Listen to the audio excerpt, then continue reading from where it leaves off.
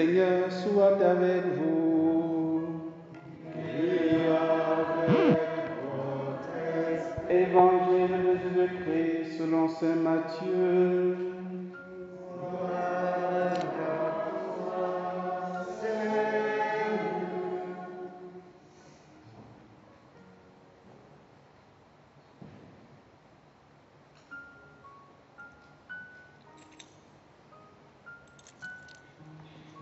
En ce temps-là, la mère de Jacques et de Jean, fils de Zébédée, s'approchèrent de Jésus avec ses fils Jacques et Jean, et elle se prosterna pour lui faire une demande.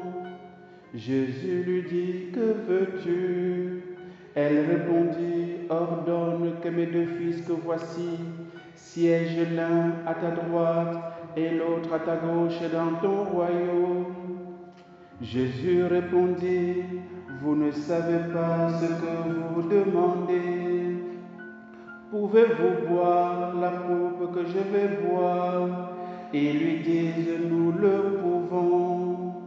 Il leur dit, ma coupe vous la boirez.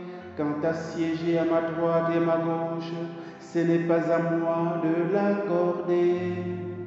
Et à ceux pour qui cela est préparé par mon Père.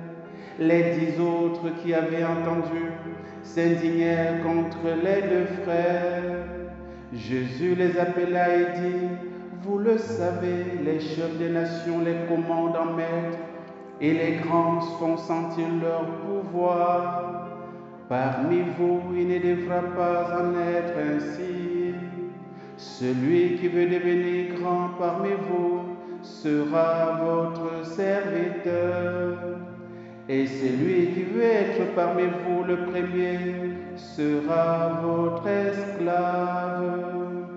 Ainsi, le Fils de l'homme n'est pas venu pour être servi, mais pour servir et donner sa vie en rançon pour la multitude. Acclamons la parole de Dieu. Alléluia, Amen. Alléluia, Alléluia, Alléluia, Alléluia, Alléluia,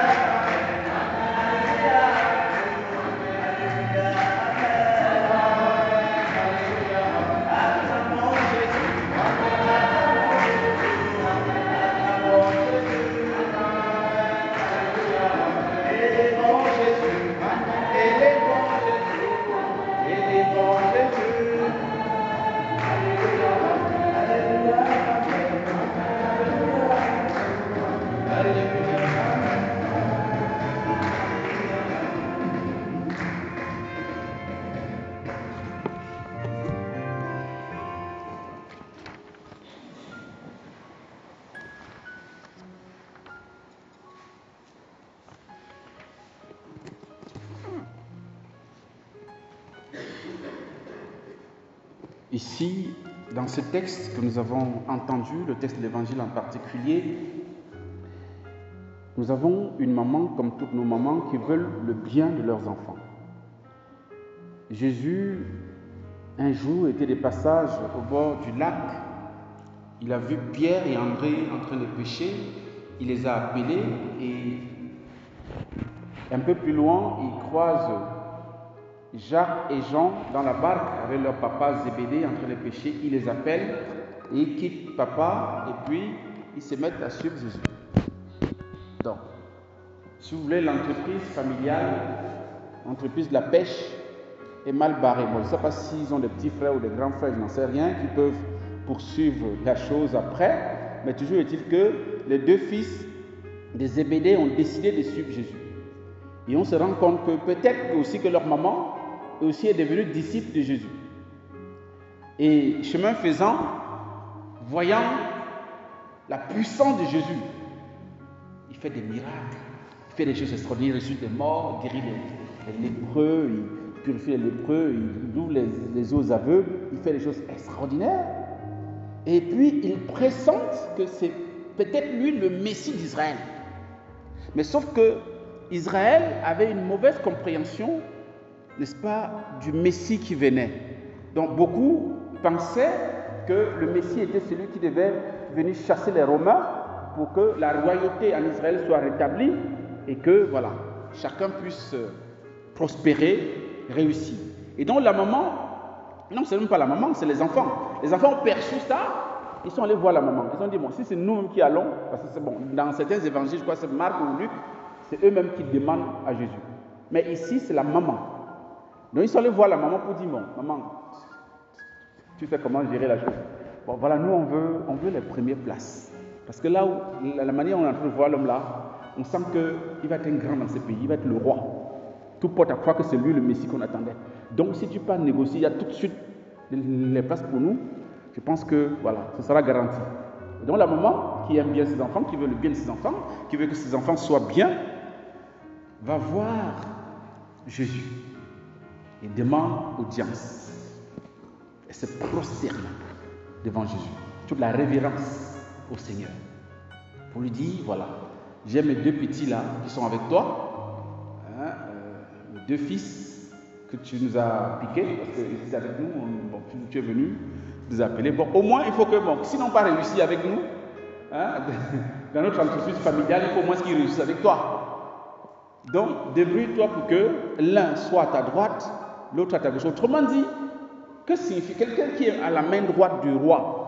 Bon, aujourd'hui, on dirait du président. Dans notre contexte d'aujourd'hui, les royaumes sont de plus en plus rares. C'est soit le Premier ministre, n'est-ce pas, aujourd'hui, ou bien le vice-premier ministre. En fait, c'est pas. En fait, il faut que, voilà, l'un soit à ta droite, l'autre à ta gauche. Et ce qui est curieux, c'est que Jésus ne répond pas à la mère. Il répond à ses enfants. C'est la mère qui est venue demander, faire la requête, mais derrière ça, Jésus a compris que c'est eux qui ont envoyé la maman. La maman est leur émissaire. Et donc, il se tourne vers ses disciples directement. Il dit, vous ne savez pas ce que vous demandez. Parce qu'il comprend bien que c'est eux, que ça vient d'eux, cette idée-là vient d'eux. Ça ne vient pas d'elle. Vous ne savez pas ce que vous demandez. Bon. Est-ce que vous pouvez, Jésus ajoute tout de suite, est-ce que vous pouvez boire la coupe que je vais boire? Tout de suite, il répond oui. Bon, il ne sait pas s'il maîtrise bien de quelle coupe il s'agit. Bon, je crois qu'ils ne comprennent pas grand-chose. Donc, tout de suite, si c'est ça la condition, il n'y a pas de souci. Nous, on va boire. Et le Seigneur dit, ma coupe, vous la boirez. Jésus qui est Dieu, qui voit à long terme, vous la boirez. Mais quant à siéger à ma droite ou à ma gauche, il ne m'appartient pas de l'accorder. Autrement dit, cela, c'est mon Père, comme il le dit, il y a ceux pour qui cela est préparé par mon Père. Et je voudrais ici, avant de continuer, m'arrêter pour vous dire que, en fait, est-ce qu'on peut, je lance un sondage comme ça, vous pouvez imaginer pour qui, en fait, les places à qui ces places ont été réservées. Puisque Jésus dit que il y a ceux pour qui cela est préparé par mon Père. Ça peut être qui, à votre avis? Il s'agit de trouver 2 personnes, ou bien au moins une personne, qui peut s'essayer un peu. Oui? Jean le Baptiste et la Vierge Marie. On dirait que tu es inspiré par le tableau qui est derrière. C'est pas mal. C'est pas mal, oui. En fait, je pense que, puisque Jésus va préciser après, vers la fin, Jésus va dire, parmi vous, il ne devra pas être ainsi. En fait, il ne faut pas commander en chef et tout ça, parce que, en fait, s'ils veulent être premier ministre et tout ça, c'est pour commander sur les autres. Voilà. C'est pour commander. Bon, c'est vrai qu'après, Jésus va choisir Pierre pour commander. Et Jésus va poursuivre en disant, celui qui veut devenir grand parmi vous sera votre serviteur. Ça. Et puis, il poursuit, et celui qui veut être parmi vous le premier sera votre esclave. Il sera moins qu'un serviteur, il sera esclave. Si tu veux être premier, il faut que tu sois esclave. Et on comprend très bien ici que par rapport à la primauté, être premier, il n'y a pas deux premiers. Hein. Il y a un seul en général. Hein. Quand on dit premier, on est premier. Il n'y a pas deux places réservées au premier. Il y a un seul qui est premier. Mais être grand, on peut être plusieurs à être grand. Et si le premier, la première place est déjà donnée à quelqu'un, est déjà réservée à quelqu'un, je suis convaincu, comme Sébastien, que ce Marie. C'est pourquoi elle se trouve à la droite de Jésus. Jésus est sur son trône sur la croix, vous le savez. La croix symbolise le trône de Jésus. Et Marie se trouve à la droite. Et je suis convaincu qu'à la croix à Golgotha, elle était à la droite de Jésus. Pour signifier la primauté, sa primauté sur tout le monde. Pour être premier, c'est une seule personne. Donc là, c'est fini les amis. Si vous voulez être premier, c'est trop tard. La Vierge Marie vous a ravi la vedette. Donc, c'est terminé. Ça là, c'est occupé déjà. Je suis désolé pour vous. Maintenant, qui occupe la gauche de Jésus? Ne vous fiez pas forcément à ce qui est ici. Hein? Bon, Sébastien n'est pas allé chercher loin. Il a regardé les fresques et puis il a trouvé la réponse. À votre avis, ça peut être qui? Je vais vous aider un peu. À la croix, qui était là? C'est pas Jean. C'est pas Jean qui était là. Vous avez lu dans un évangile où on dit que c'est Jean qui était au pied de la croix. Vous avez lu? Pardon, je n'entends pas, il y a beaucoup de bavardage là. Oui? Marie-Madeleine, oui, elle était aussi à la croix, c'est vrai. Il y avait aussi Salomé qui était à la croix. Il y avait la mère des Zébédée, des fils de... Voilà. Il y avait encore qui? Oui. Le disciple que Jésus aimait. Celui qui veut être grand doit être le disciple que Jésus aime. Point final. Donc, j'ai envie de dire, le concours est lancé. Il y a la place pour tout le monde. Il n'y a que la première place qui est prise. Mais sinon, pour être grand dans le royaume des cieux, la porte est ouverte. Le concours, chaque jour est lancé. Ça se renouvelle chaque matin. Il suffit que tu permettes que Jésus soit, que tu permettes à Jésus de t'aimer. Que tu sois le disciple que Jésus aime. C'est ça le secret. Et il faut que tu acceptes à ce titre d'être celui qui sert tes frères. Celui qui veut être le plus grand sera le serviteur. Et c'est là où il y a problème. Parce que nous voulons être tous des bien-aimés de Jésus. Mais nous ne voulons pas servir. Qui veut servir les gens ici? Qui veut servir les autres ici? Qui veut laver les pieds des autres ici? Jésus a lavé les pieds de ses disciples. C'est là le service. C'est là le service. Et le Seigneur vous invite dans cette retraite, dans ce temps avec lui, voilà, à désirer être grand dans le cœur de Dieu. À désirer être grand, être près de lui. C'est pourquoi Saint Jacques s'invite au début de cette retraite pour nous inviter à ça. Son désir est un désir pur.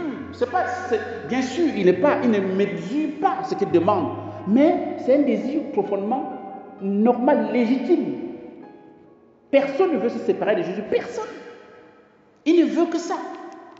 Seigneur, je veux rester près de toi. Je veux être au secret, dans ton intimité.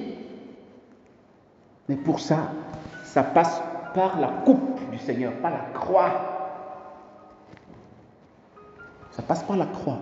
Est-ce que vous êtes prêts à boire ma coupe? Oui, d'accord, ok. Et Jésus est tellement bon, j'ai pas envie de dire, cette demande de Jacques et de Jean, est inspirée de Dieu. Vous savez que Sainte Thérèse, l'enfant Jésus, qui nous accueille ici chez elle, parce que c'est elle qui est la patronne de la maison, ici, elle disait que Dieu nous fait désirer ce qu'il veut nous donner. Et Jésus a exaucé les deux frères à sa manière. C'est ça aussi, et c'est là où il faut que nous puissions faire attention. Quand nous prions, nous demandons quelque chose au Seigneur, le Seigneur nous exauce toujours. Vous êtes convaincus? Vous êtes d'accord avec moi? Voilà. Le Seigneur nous exauce toujours, mais à sa manière. Il faut préciser ça. Pas comme nous on veut. Je veux une voiture rouge, la marque Yaris.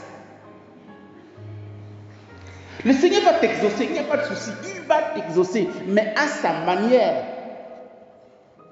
Pas forcément une voiture rouge. Marque Yaris. Mais il va t'exaucer. Une prière n'est jamais perdue. Ce n'est pas possible. Ce n'est pas possible. Et donc, il va exaucer Jacques et Jean à sa manière. Comment? Nous célébrons aujourd'hui, nous l'avons entendu au début de la messe, que c'est le premier des apôtres à mourir. Le premier martyr parmi les apôtres. Il a été le premier à se mettre à la droite de Jésus. Le premier à mourir pour Jésus. C'est lui. Il a été exaucé. Il a voulu être premier ministre, non? Il est devenu premier martyr des apôtres. Mais c'est ça. Et son frère, Jean, a aussi été exaucé. Parce qu'il, parmi les 12 apôtres, il est le dernier à mourir. Vous voyez? Ils sont dans les extrêmes. Ils sont à droite et à gauche.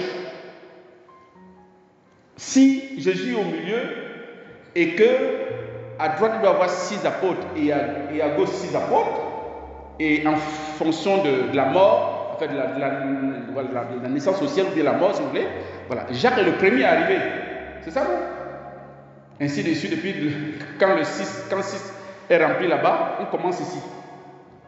Donc le dernier à arriver, c'est Jean. Jésus a exaucé la prière de Jacques et de Jean et de leur maman. Donc, nous n'hésitons pas à demander des grandes choses à Jésus pendant ce temps avec lui. N'hésitez pas. Ce qui vous vient au cœur, peut-être c'est lui qui vous l'inspire. Ça peut être fou, ça peut être trop grand pour vous, mais n'hésitez pas. Demandez. Demandez des grandes choses. Pour vous, par rapport à vos parents, par rapport à votre avenir et tout ça, demandez des grandes choses au Seigneur. Et par l'intercession de Saint Jacques, nous croyons que nous pourrons, comme eux, être exaucés. Amen.